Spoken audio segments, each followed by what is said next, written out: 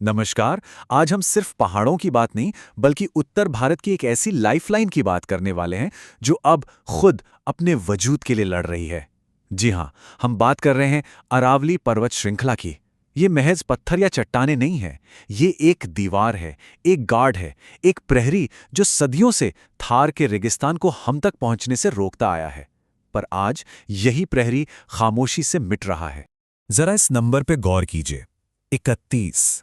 क्या है ये? ये सिर्फ एक नंबर नहीं है, ये एक वार्निंग साइन है, एक अलार्म है, एक बहुत बड़ी, बहुत दर्दनाक कहानी का सबूत जो हमारी आंखों के ठीक सामने हो रही है और हम शायद उसे देखकर भी अनदेखा कर रहे हैं। तो क्या है ये 31? ये हैं 31 पहाड़ियाँ, अरावली की 31 पहाड़ियाँ जो पूरी तरह से गायब हो चुकी हैं। और देखिए, ये कोई छोटा मोटा ज़मीन का खिसकना या कटाव नहीं है, नहीं। सुप्रीम कोर्ट की बनाई एक कमेटी की रिपोर्ट ये कहती है कि ये पहाड़ियाँ लिटरली वैनिश्ड, मतलब अवैध माइनिंग ने इन पहाड़ों को, इन बड़े बड़े नेचुरल स्ट्रक्चर्स को ज़मीन से ही मिटा दिया है। सोचिए, जड़ से खोदकर बेच दिया गया। तो चलिए सबसे पहले ये समझते हैं कि आखिर ये अरावली हमारे लिए, हम सब के लिए इतनी ज़रूरी क्यों है। ये सिर्फ कुछ पहाड़ों की लाइन नहीं है, ये एक हिस्टोरिकल प्रोटेक्टर है, एक ऐसी दीवार जो अब खुद खतरे में है। और आपको पता है, ये हिमालय से भी पुरानी है, दुनिया की सबसे पुरानी माउंटेन रेंजेस में से एक। तो इसका सबसे बड़ा काम क्या है? ये एक प्रहरी की तरह, एक सेंटिनल की तरह काम करती है। जरा इमेजिन कीजिए, 692 किलोमीटर लंबी एक कुदरती दीवार जो थार रेगिस्तान की गर्म, धूल भरी हवाओं को रोकती है। अगर ये दीवार ना हो तो वो सारी रेत, सारी धूल हमारे शहरों में, हमारे खेतों में होगी। और सिर्फ इतना ही नहीं, ये मानसून की हवाओं को भी गाइड करती है, बारिश लाने में मदद करती है और ज़मीन के नीचे पानी को भी रिचार्ज करती है। सही मायने में कहें तो ये नॉर्थ इंडिया की रीढ़ की हड्डी है। तो सवाल ये उठता है कि भाई, अगर अरावली इतनी ही इंपॉर्टेंट है तो इसे तबाह कौन कर रहा है और कैसे कर रहा है? देखिए, ये कोई नेचुरल डिजास्टर नहीं है, ये एक ऑर्गेनाइज्ड क्राइम है, एक ऐसा जुर्म जिसे बड़े ही सिस्टमैटिक तरीके से अंजाम दिया जा रहा है।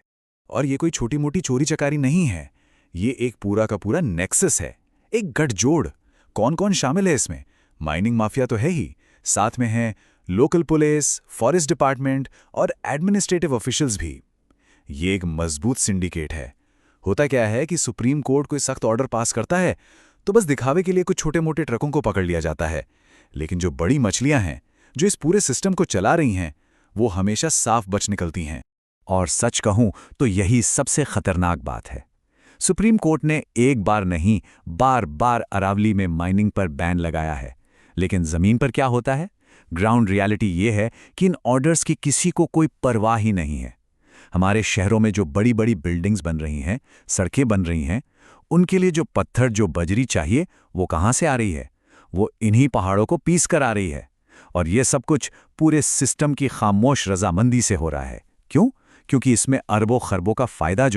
तो होता क्या है, जब आप एक पहाड़ को उसकी जगह से हटाते हैं तो आप सिर्फ पत्थर नहीं हटा रहे होते हैं, आप एक पूरे के पूरे इकोसिस्टम को तबाह कर रहे होते हैं।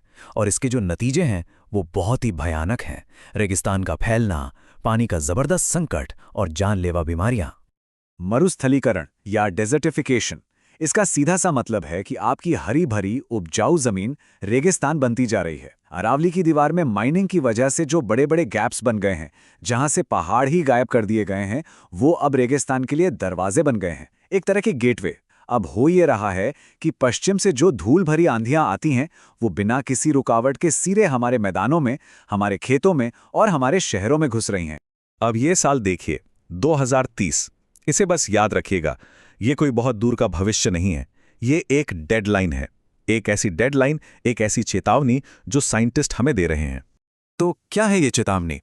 Wild life institute of India और दूसरे एनवायरमेंटल साइंटिस्ट का कहना है कि अगर अरावली की ये तबाही इसी स्पीड से चलती रही तो 2030 तक दिल्ली, हरियाणा और राजस्थान के बहुत से हरे भरे इलाके रेत के नीचे दब सकते हैं।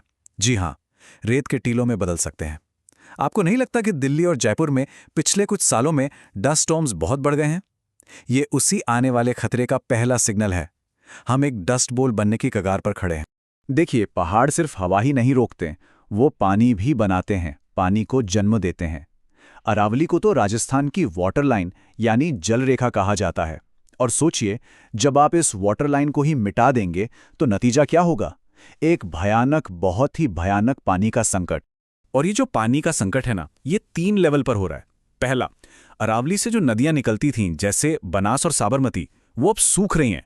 क्यों? क्योंकि उनका जो कैचमेंट एरिया था वही तबाह हो गया है।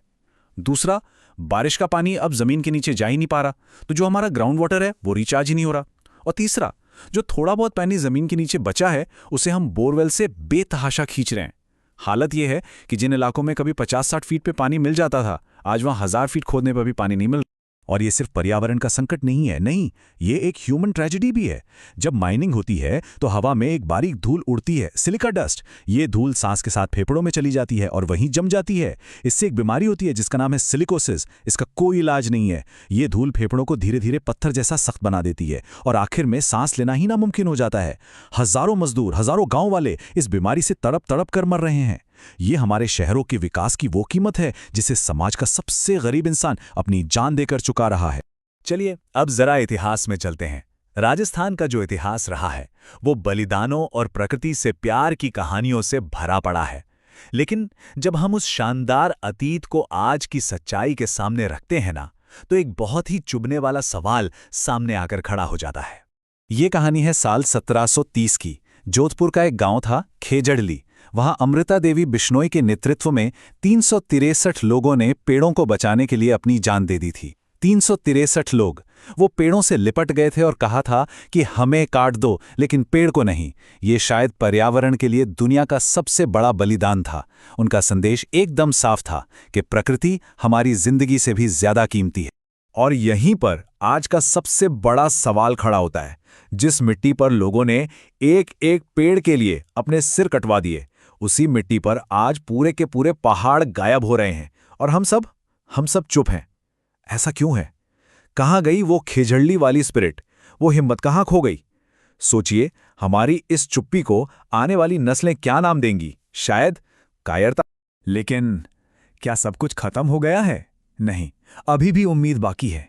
हाँ, समस्या बहुत बड़ी है, बहुत ज्यादा बड़ी है, लेकिन अगर हम सब मिलकर चाहें तो इसका हल निकाल सकते हैं। ये लड़ाई अब सिर्फ पर्यावरण को बचाने की नहीं है, ये लड़ाई अब उत्तर भारत के वजूद को बचाने की है। तो रास्ता क्या है? हमें 3 लेवल पे काम करना होगा। पहला, टेक्नोलॉजी का इस्तेमाल। ड्रोन्स और सैटेलाइट से 24 घंटे निगरानी रखी जाए और अवैध माइनिंग को सख्ती से रोका जाए, जीरो टॉलरेंस। दूसरा, ग्रीन वॉल ऑफ इंडिया जैसी जो बड़ी बड़ी योजनाएं हैं उन्हें सिर्फ कागजों से निकालकर जमीन पर उतारा जाए, करोड़ों पेड़ लगाकर अरावली को फिर से जिंदा किया जाए। और तीसरा, जो सबसे जरूरी है, एक जन आंदोलन, एक पब्लिक मूवमेंट जो सरकारों पर, पॉलिटिकल पार्टियों पर दबाव बनाए कि वो इस मुद्दे को अपनी प्राथमिकता बनाए। तो आखिर में हम सब एक चौराहे पर खड़े हैं।